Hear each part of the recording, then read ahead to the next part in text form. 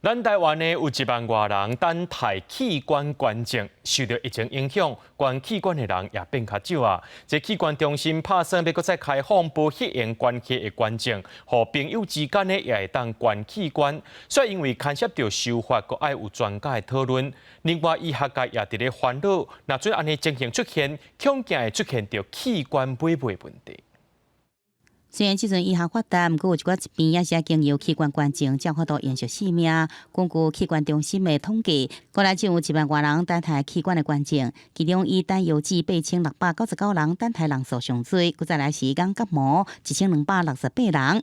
过去3年受到疫情影响，捐赠的人只有200-300人，实际受赠比例是非常低。即种器官中心建议扩大器官捐赠范围，除了血清甲红仔以外，佮开放非血清捐赠，和朋友中间也用捐赠器官。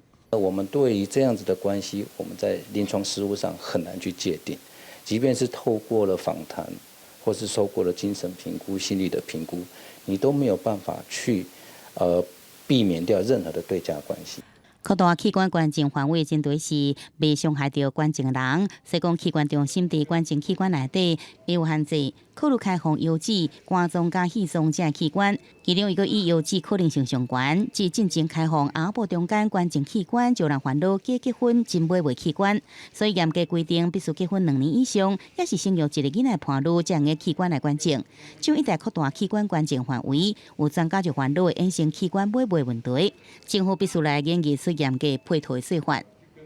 要需要一个机会的时候，希望说，我这个朋友给我，那可能 under table 在台面下可能会有一些考量的。只要真的掉入说所谓的用买卖哈，我常常就想说，有钱人的朋友会比较多一点哈，在各个医院里面的伦理委员会一定要妥善的把关。当然要非常小心，非常谨慎去做评估。那这个也需要透过修法。